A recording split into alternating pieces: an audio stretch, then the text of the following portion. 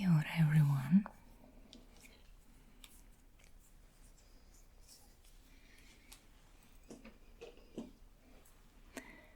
Kia ora everyone.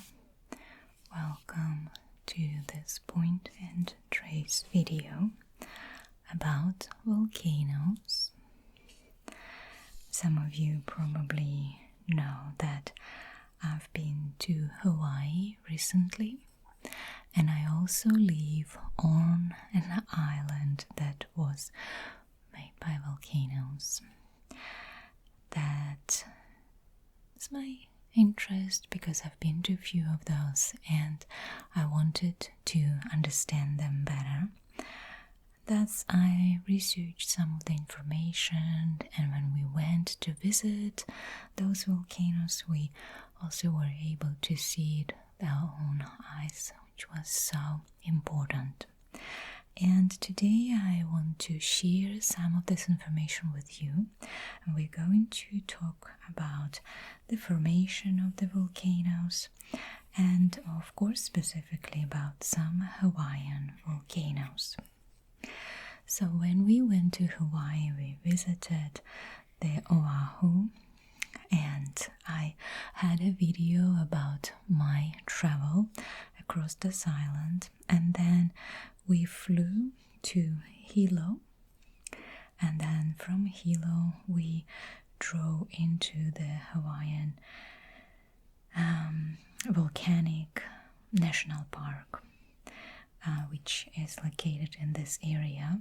But volcanoes are not only in the park, you can see them when you drive through, for example, when you cross the island, and we're going to talk about those as well.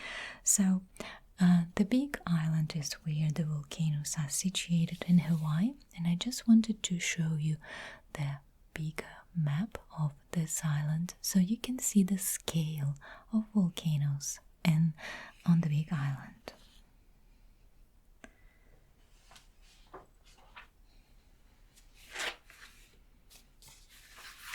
So this map is a satellite image of the big island, and of course here you can see the volcanoes in brown color because they are elevated, of course, off the ground, and then here is the other one. There are two big volcanoes and they are quite high as well. So this one, Mauna Kea, is more than I think 4,000 meters, and it's quite unusual for islands to have volcanoes that are that big as well. But you know, the interesting thing is that here on Hawaii, all of the islands were made by volcanoes, and the question was why in that area we had volcanoes if there were no tectonic plates that were joining each other nearby. I researched that topic, and of course there's just some ideas that scientists have, but I wanted to show you some pictures and also will draw you some scheme to illustrate different ways how volcanoes are formed.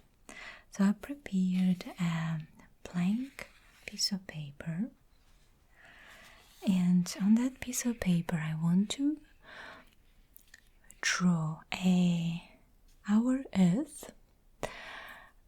If you cut it in half and just split it open, what you can see inside. And I will start with drawing the core, and just excuse my proportions because they probably won't be that flash. So the core of the Earth actually consists of 2 layers, which is quite interesting because many people think that the core of the Earth is solid. Well, it is, but there are 2 layers, the inner layer and the outer layer. And the outer layer is liquid. So inside we have nickel, and excuse me if I pronounce it wrong, and iron. And here those elements are in the liquid state. And so you can see it better, I prepared a red pen. I'm going to just color it in this entire core in red, just because the temperature here is so high that I would imagine the red color represents some sort of heat, and that's why we will put it in red. You can just enjoy me coloring it in for you. And you see, I just done 2 layers at the same time, but that's okay. You still remember that there are 2, right? And from here, we have another layer that also has 2 layers of mantle, and this layer is also liquid. And over this layer we have the Earth's crust. But let me first color in this layer. We will color it in purple, and again I'm just coloring it as 1, but you remember that there are actually 2 layers. Just going to leave here a little channel, and I will explain you later what it is, just like so,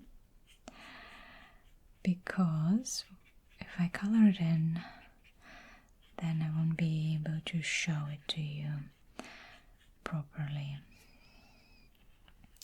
So our mantle is liquid, as I said, but of course the further down you go, the more pressure you have, and the fluidity is changing.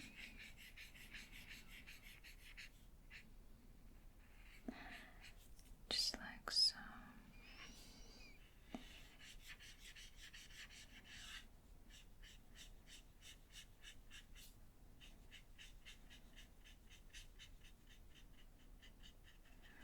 The last bit left. All right. So you understand that, of course, it is not purple. This is just a schematic representation. And then we have crust, earth crust, and it consists of 2 different crusts that have different properties. And I'm not sure, but I think we discussed it before. I'll just draw it first with the pencil. So I'm just going to draw here like continents. So this will be our continental crust. And here we have the oceanic crust.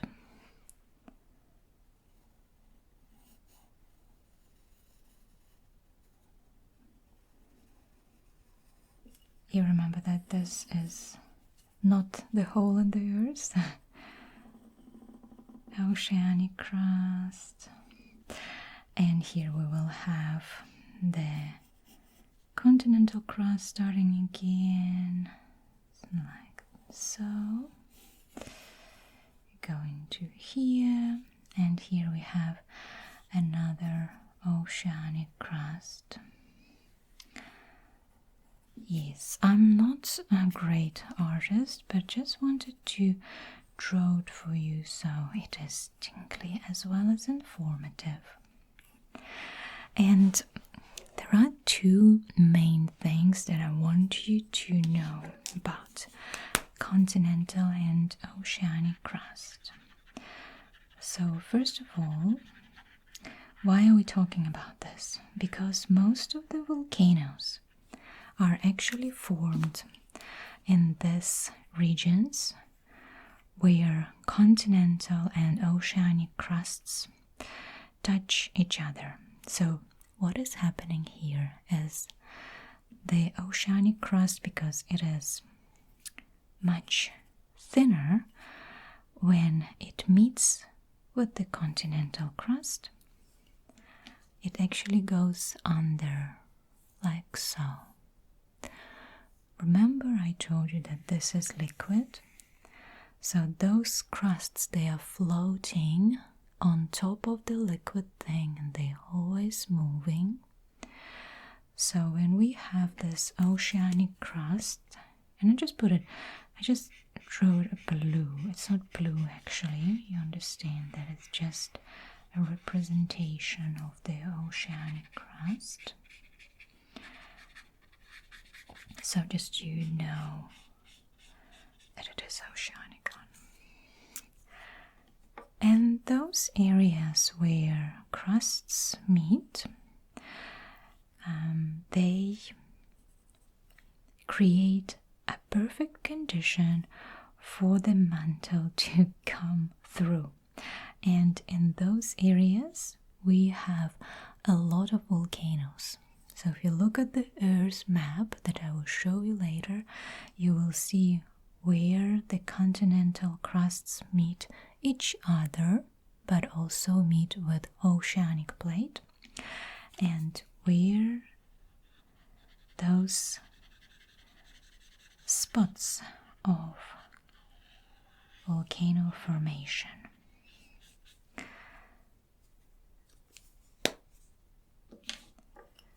The direction of those plates are the following. So with the oceanic plate moving, you see this way, moves this way, because here the two plates are moving away from each other, mantle flows in and new crusts is being created. So that creates the movement, and then that continental, that oceanic crust goes under the continental crust and dissolves here again in the mantle, because that's quite hot. And this process starts again. Here we have the opposite movement when they meet each other, right? So when they meet, of course, what happens is that you can meet and create mountains, and you can meet and one will go under another. And because oceanic crust is so thin, it's usually that the oceanic crust goes under. And this is where the most volcanoes are formed. I will show you now on the big map, but we will come back to this picture one more time.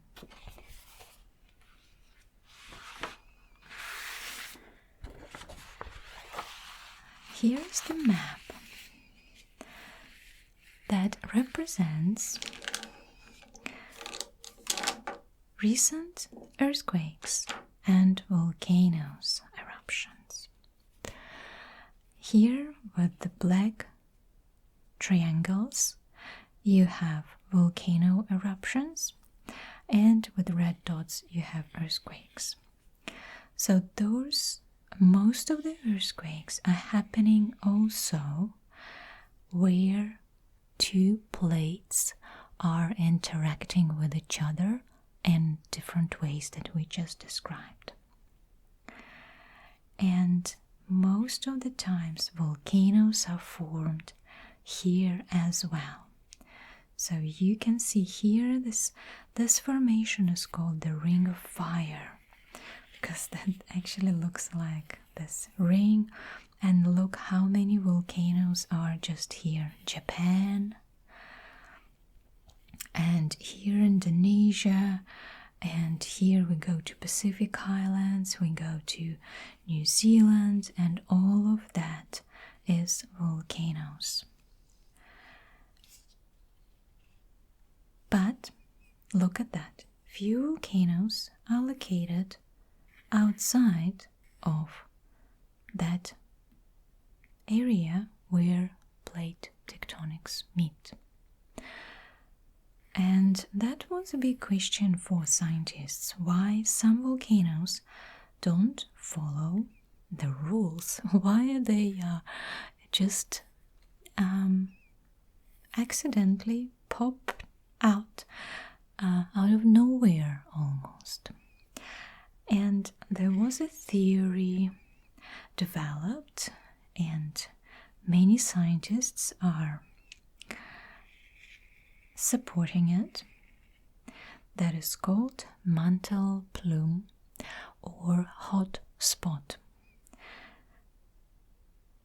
The scientists are saying that in the Earth's crusts there are some hot spots where volcanoes can form independently of plate tectonics. And now we'll go back to my very rough image and this channel. So this is actually that hot spot that can be developed sometimes, and scientists don't know exactly why it is happening and even what is happening, but here from the deep down of the mantle, from this, I think they call it a D layer, where some of the elements of the core leak into the mantle, and there is a high pressure here as well. So from the deep down develops a channel that is called mantle plume or hotspot, and lava just comes through the channel independently of plate tectonics from deep down, from the depths of the earth. And in the context of Hawaii, it's really important because remember there is a chain of islands. So what scientists think happened is that this channel always stays the same, it always stays in one place. But as plates tectonic are moving, they create this kind of pattern. So the volcano formed here, let's say, but then plate tectonic moved and the volcano created again. Then it moved again and the volcano created another island. I will show you it on a different graphic that was not produced by me, luckily, and I think you will understand it better.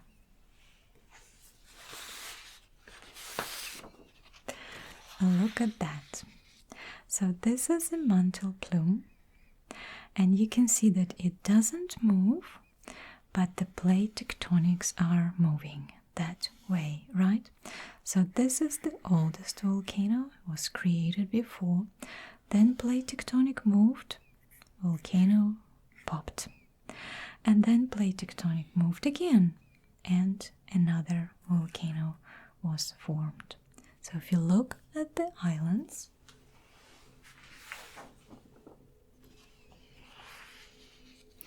and you can see that plate tectonics were moving, creating one island after another. And if we believe that theory, then this island will be the oldest, and this is the newest. And that's why volcanoes here are still active. And it means that next the volcano will form an island somewhere here further down, but it's not probably in the nearest future. This is how the mantle plume work, and I think with those pictures you're able to see it and understand it better. And this is what I was trying to show you. So the interesting point of difference is that these volcanoes are created from the deep down, and the volcanoes that are on the boundary of plate tectonics are created by the mantle flow that is much shallower. So now I would like to show you a few different types of volcano. So now we know that volcanoes are changing in how they are being created, but there are also other types, other classifications of volcanoes.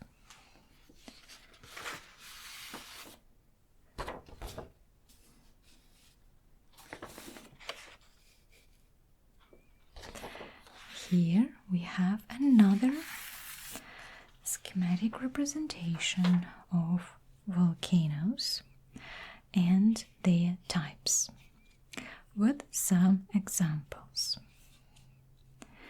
We have 4 main types on this picture, but also remember that this is not a universal classification.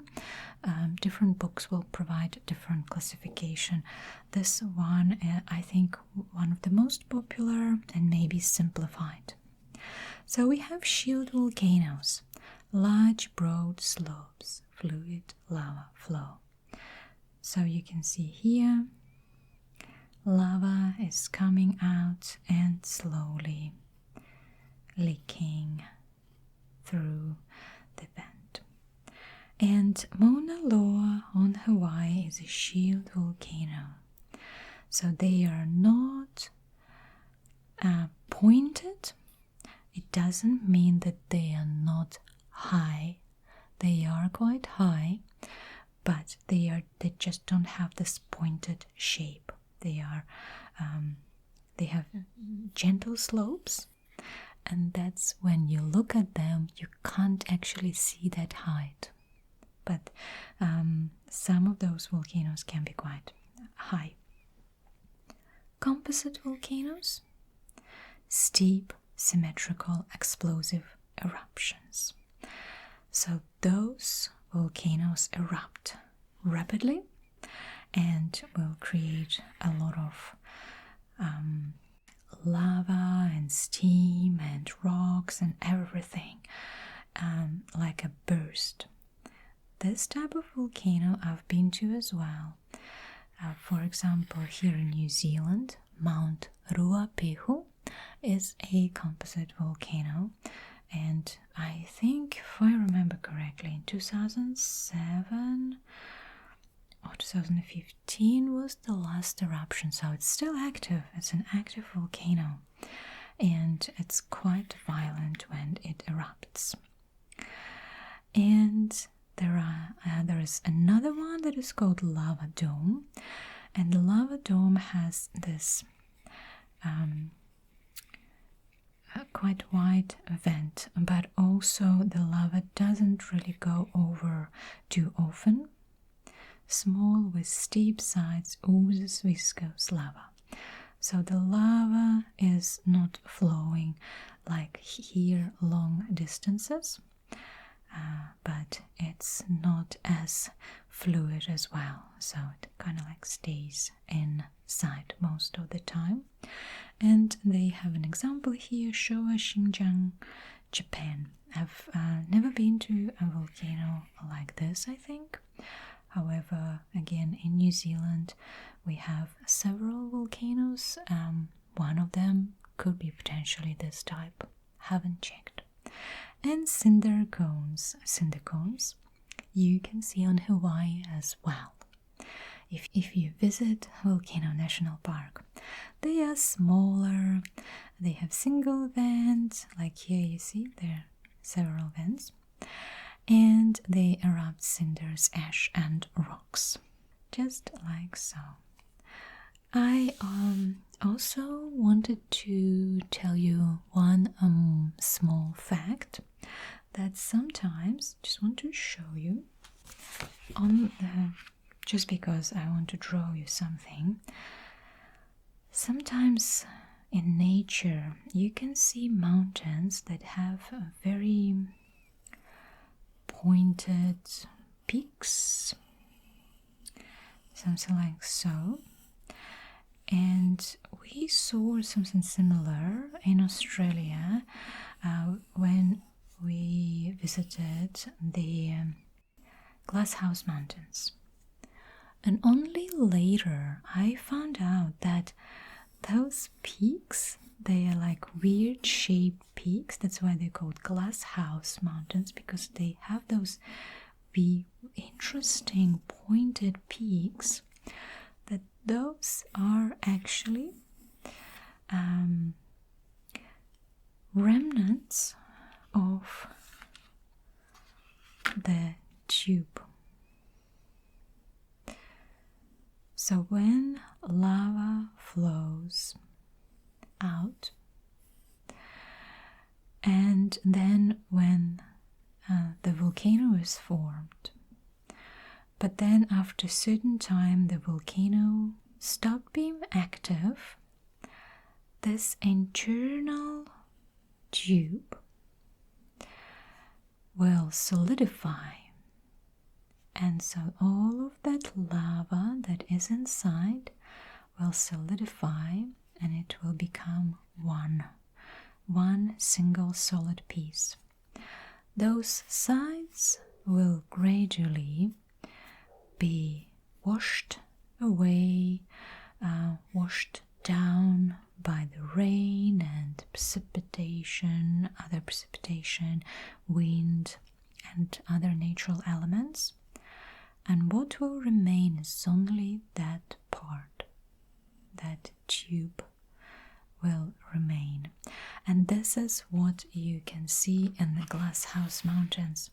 So this is actually a solidified lava that was one day part of the big active volcano. So basically there was a volcano here.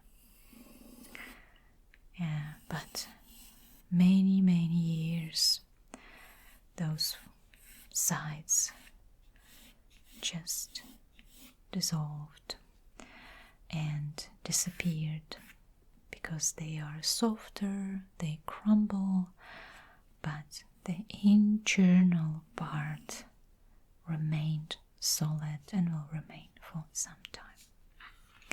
So this is what I learned about volcanoes. This is what I shared with you. Just wanted to show you that picture one more time, because it's such an amazing picture to show you how many earthquakes and volcanoes are on the planet. You may not think that there are that many, but look at that. This is massive. This is really massive. And here, and the ring of fire, and all the way to Himalayas, and everywhere else. Lots of volcanoes and earthquakes.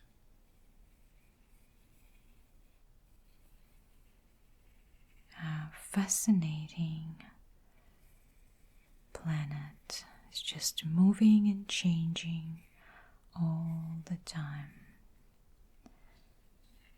And it is so interesting to learn about all of it. And especially when you travel, making sure that every time you travel, you learn something new. Thank you everyone for watching this video, for being part of this conversation, and I hope to see you back for our next ASMR session.